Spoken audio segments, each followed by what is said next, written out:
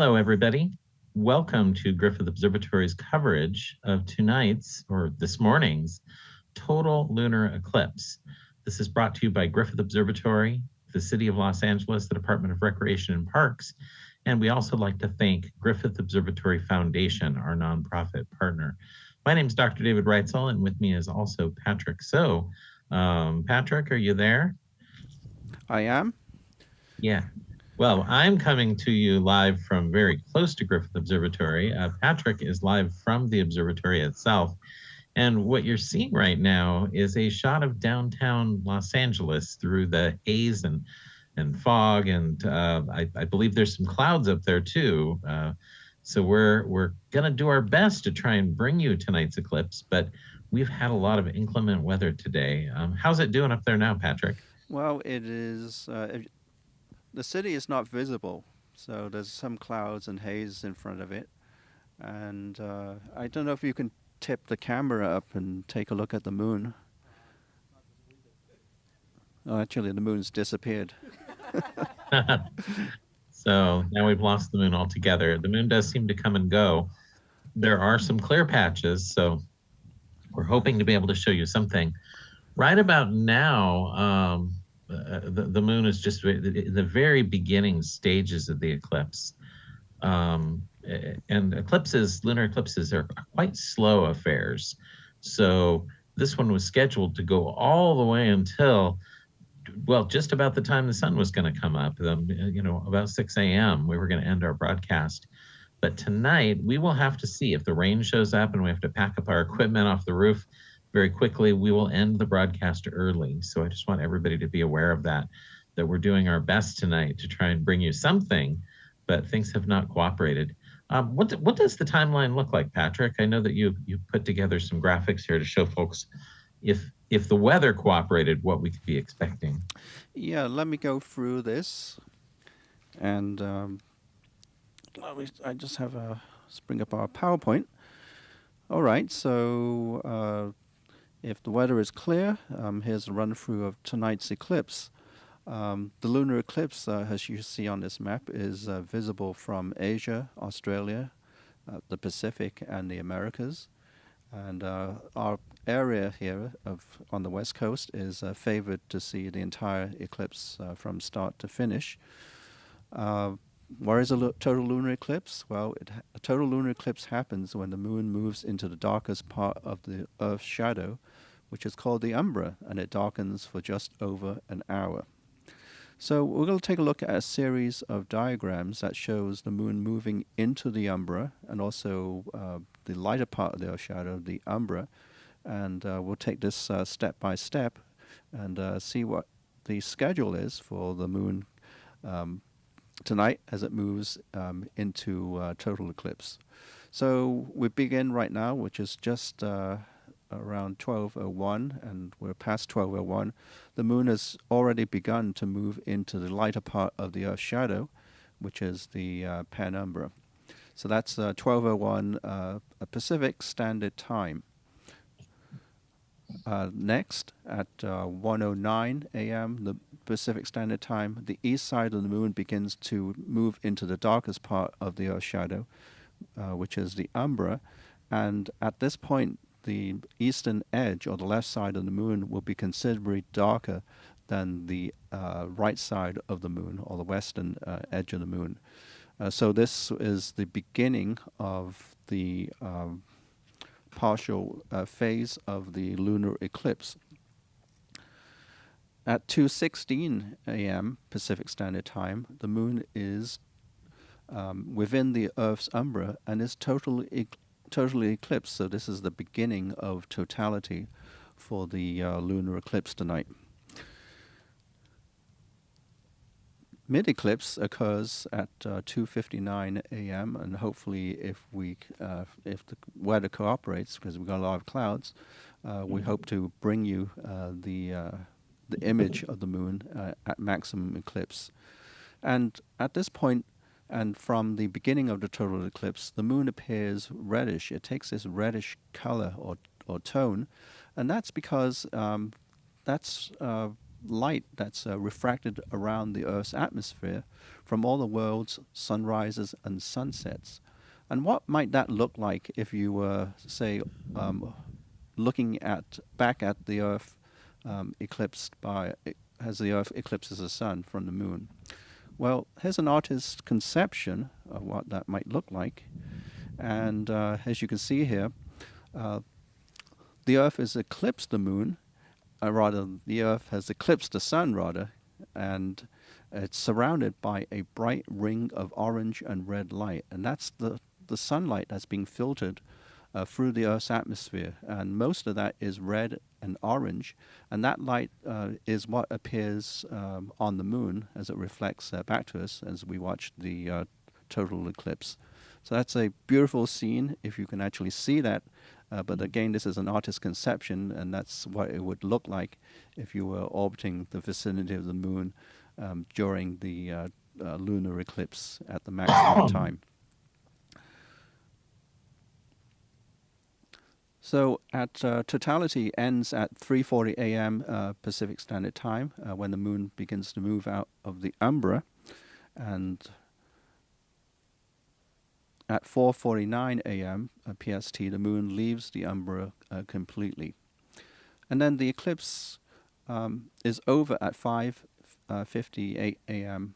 Pacific Standard Time. The duration of this eclipse is 3 hours and 40 minutes. The moon is totally eclipsed for 1 hour and 25 minutes. Just a note that the next lunar eclipse from Los Angeles is March 13th to 14th in 2025, and that's the next total lunar eclipse as seen from anywhere from Earth. So this is the last total lunar eclipse for a while, and so if we can get this the moon streaming, and if the weather cooperates, we will bring you a portion of the lunar eclipse tonight.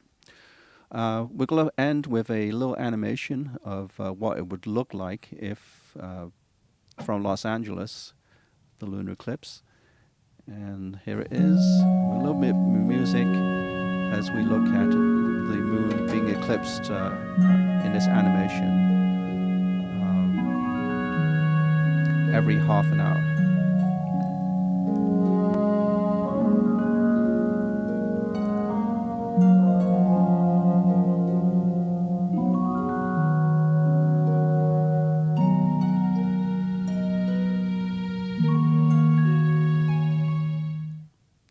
Okay, so now I think we're going to go ahead and switch to our live view of the moon through our telescope on the roof of the observatory. And as I say live, you can see a lot of clouds moving across the moon, so it's going to disappear from us and then reappear. And, yeah, I'm not seeing too much of anything. Oh, there it is, yep. just as I speak. So that's what we're looking at here. The conditions up here is pretty cold, and there's a little bit of wind, and the humidity is pretty high here up at Griffith Observatory. Well, folks, we're going to try our best to bring you some of this eclipse at least, but the conditions are quite poor. And like I said, if it starts raining, we're going to have to pack it up and sign off rather quickly to protect our equipment. So right now we have a little gap in the rain, so we are able to bring you this beautiful view of the moon. It is in its penumbral eclipse phase right now, so it is a little dimmer than usual. But we have to wait until 1:09 a.m. before the umbral eclipse phase begins, where you'll really start to see that bite taken out of the moon, the chunk. And then totality occurs at 2:16 a.m. So we're crossing our fingers that the rain stays away until then, so that we can bring you that view. But really, Patrick, it doesn't look too bad when we can see through those clouds. It makes a very dramatic looking moon when you have the clouds passing in front of it. Yeah, we're constantly adjusting the exposure.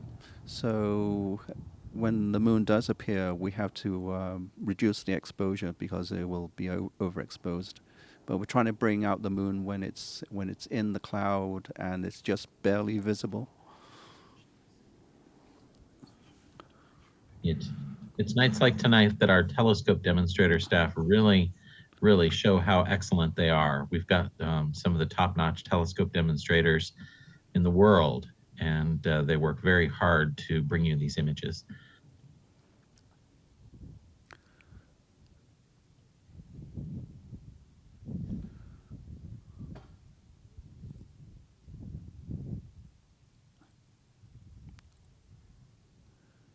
We've got some of the top. Yeah, I'm just does the lens get wet if it rains? Somebody wants to know. Indeed, it would. In fact, our switching equipment could get wet. Our audio equipment could get wet. So we have a lot of equipment up on the roof right now. So we have to be careful about dew, and we have to be careful about rain, of course.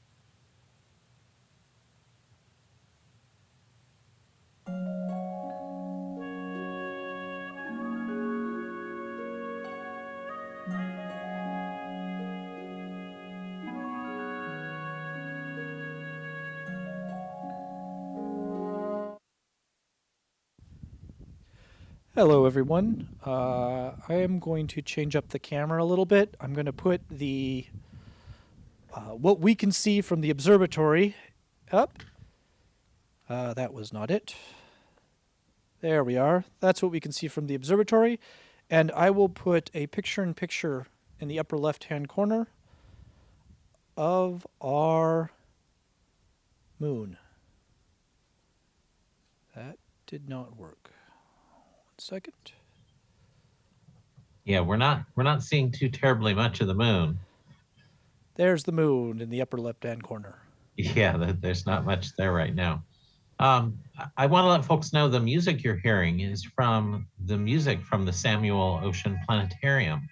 So this is all music that has appeared in various programs that we have shown in the Samuel Ocean Planetarium.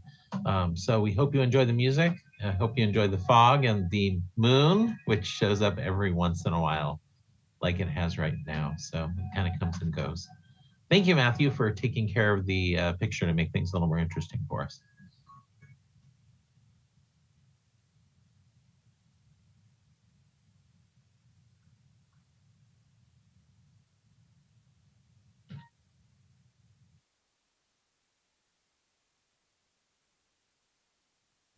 If our whole tech team that's up there, I want to just give them a shout out and thank them for everything they're doing to do their best under these really terrible conditions. It's amazing that we have anything for you at all.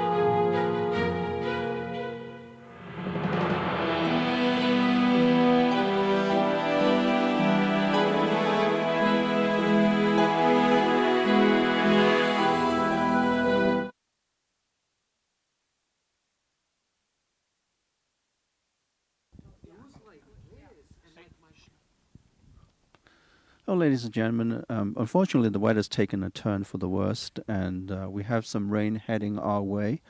And we're going to have to close the streaming of the lunar eclipse at this point. You can see there is some mist and rain near the side of the building where it's lit.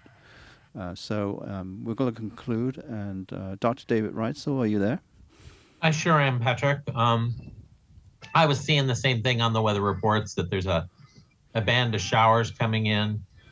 And it's kind of a shame because we're getting just to the point where the moon is, you're going to start to see something in the moon itself. We're getting to that umbral point. But I do think it's best if we protect our equipment and make the decision that allows us to continue to bring this sort of coverage for future eclipses where we don't have rain and dense fog. Yeah, and the next total lunar eclipse is seen from Southern California is March 13th, 14th in 2025. Yeah, well, that's the next one we could broadcast from Griffith Observatory itself. But, you know, we've been thinking about and talking about perhaps looking into being able to stream some mobile events. So taking our equipment out into the field and showing off various kinds of events. And also, there's more than just eclipses. So stay tuned, everybody. Keep an eye on our website. Subscribe to us here on YouTube. And we'll try and find some more things to bring to you besides just eclipses throughout the year. So just keep an eye on what we're doing. And we're sorry about tonight. We wish we could show off this beautiful eclipse, but it's not going to happen.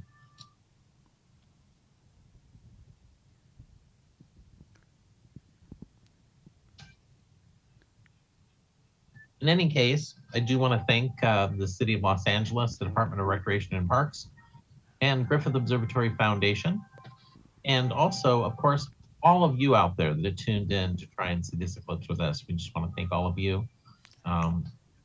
And of course, all of our techs and everybody that makes this sort of show possible.